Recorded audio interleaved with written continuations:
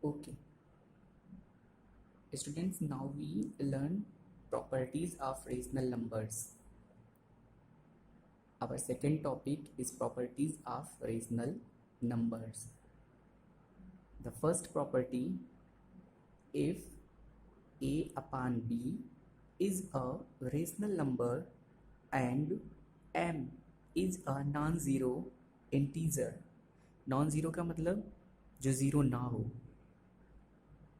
then a upon b is equals to a into m whole upon b into m. It means कोई भी number जो a upon b के form में होगा, अगर हम उसके न्यूमरेटर और डिनोमिनेटर में कोई भी नॉन ज़ीरो नंबर जो ज़ीरो ना हो बट सेम नंबर से न्यूमरेटर एंड डिनोमिनेटर दोनों को अगर मल्टीप्लाई करते हैं तो रिजल्टेंट नंबर्स जो होता है, रिजल्टेंट यानी जो रिजल्ट हमको फाइंड होता है वो और ये यानी जो हमारे पास जो नंबर पहले से ही रेशनल नंबर, ये दोनों इक्विवेलेंट होते हैं। इक्विवेलेंट का मतलब क्या होता है? इक्विवेलेंट का मतलब देखने में एक जैसे नहीं होंगे बट सिंप्लीफाई करने पर उसकी वैल्यू ए अपान बी के इक्वल ही आएगी। फॉर एग्जाम्पल, एक एग्जाम्पल से मैं आपको समझाता हूँ। Suppose that we have -3 upon 4 is a rational number. Now we multiply -3 upon 4, we multiply the numerator by 2 and denominator also multiply by 2. Then what is the result? Minus plus. We know that opposite sign multiply, negative sign is resultant. -3 into -2 is equals to -6 upon 4 into 2 is equals to 8. Okay, then -6 upon 8 and -3 upon 4 दिखने में तो एक जैसे नहीं है ना, पर अगर हम इसको सिंप्लीफाई करें, सिंप्लीफाई करने के लिए मैंने आपको बताया था दो मेथड होते हैं। आप इसको कैंसिल भी कर सकते हो डायरेक्ट, जो इसमें कॉमन फैक्टर है उससे, जो हाईएस्ट कॉमन फैक्टर है उससे डिवाइड करना होता है सेकेंड मेथड में।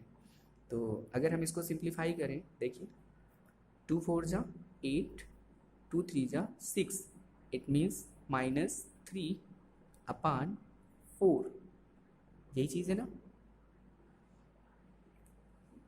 ओके, आई थिंक आपको प्रॉपर्टी नंबर फर्स्ट समझ में आ गया होगा। I repeat property first, if a upon b is a rational number and m is a non zero integer, then a upon b is equals to a into m upon b into M.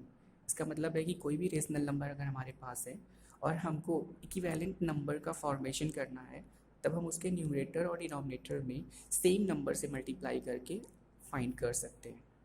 जैसे मैंने आपको यहाँ बताया -3 upon 4 का example लेकर मैंने यहाँ 2 से मल्टीप्लाई किया हुआ, न्यूमरेटर डिनोमिनेटर बोथ, -3 2 जा -6 upon 4 2 जा 8।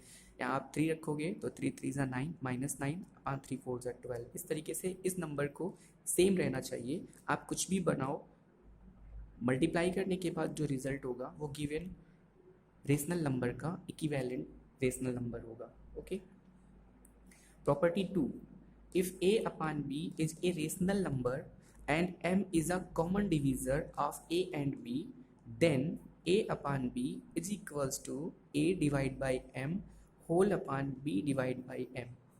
इसका क्या मतलब है? अगर हमारे पास कोई भी rational number a upon b हो और हम कोई भी एक नंबर m जो कि कॉमन डिवीज़र का मतलब है कि न्यूमरेटर और डिनोमिनेटर में कॉमन होना चाहिए, दोनों को सेम नंबर से हमको डिवाइड करना है, तो भी हमको जो नंबर्स रिजल्टेंट के फॉर्म में मिलते हैं, यानी इसको जब हम सिंप्लीफाई करेंगे आफ्टर सिंप्लीफिकेशन, जो नंबर हमको रिजल्टेंट के फॉर्म में मिलेगा वो ए अपान बी के इक्विवेलेंट होगा। इसका मतलब यही है। तो ये दोनों तो प्रॉपर्टीज़ एक जैसे ही हैं, बस इसमें मल्टीप्लाई है और इसमें डिवाइड है बाई सेम नंबर इसमें भी होना चाहिए। एग्जाम्पल से आपको समझाता हूँ। -32 upon 40 यहाँ लिखा हुआ है। सपोज दैट हमने इसको एक नंबर 8 कॉमन डिवीज़र के फॉर्म में लिया, यानी -32 upon 40, हमने इसको डिवाइड किया 8 से और नीचे वाले नंबर को भी डिवाइड किया 8 से, होल डिवाइड।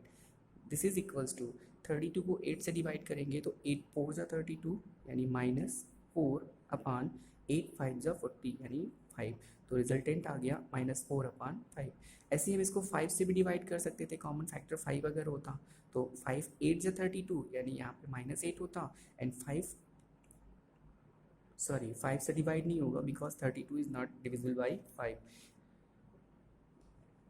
तो कोई भी नंबर जो कॉमन हो 2 से डिवाइड कर सकते हैं हम। 2 से डिवाइड करेंगे तो -16 आ जाएगा और यहाँ 2 से अगर इसको डिवाइड करेंगे तो 20 आ जाएगा। तो जो भी नंबर्स हमको मिलेंगे वो इक्विवेलेंट होंगे इस नंबर्स के।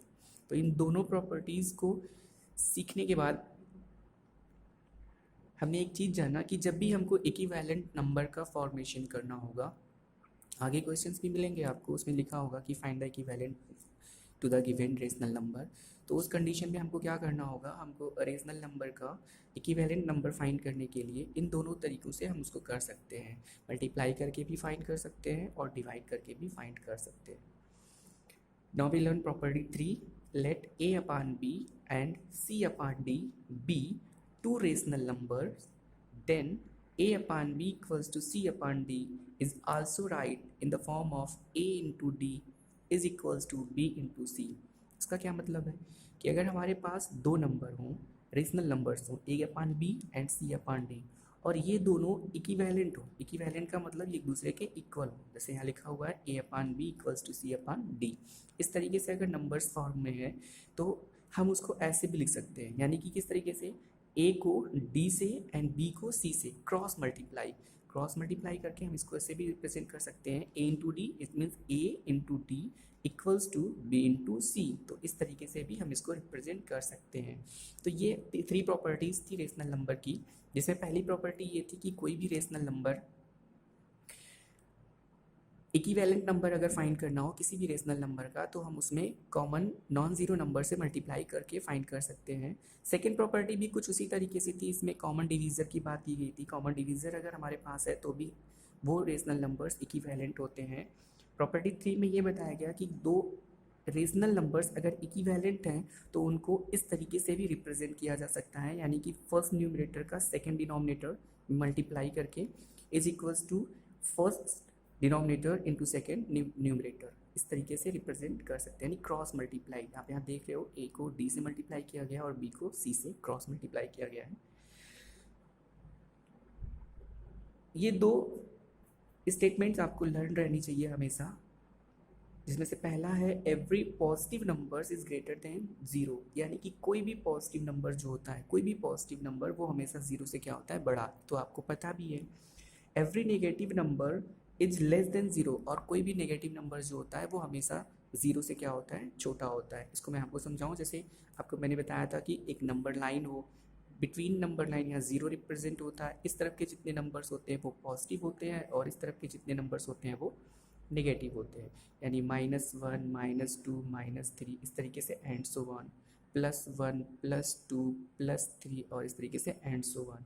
तो आप देख रहे हो ज़ीरो से जितना दूर जाते हैं पॉजिटिव केस में, in the sense of positive, जितना हम दूर जाएंगे वैल्यू नंबर्स की उतनी इंक्रीज होगी, और नेगेटिव सेंस में जितना नज़दीक जाएंगे ज़ीरो के वैल्यू नंबर्स की उतनी इंक्रीज होगी, यानी वैल्यू जो होती है नंबर्स की वो लेफ्ट टू राइट इंक्रीज होती है। कैसे इंक्रीज होती है, लेफ्ट टू राइज इंक्रीज होती है, किसकी वैल्यू, उस नंबर की लेफ्ट टू राइट इंक्रीज होती है।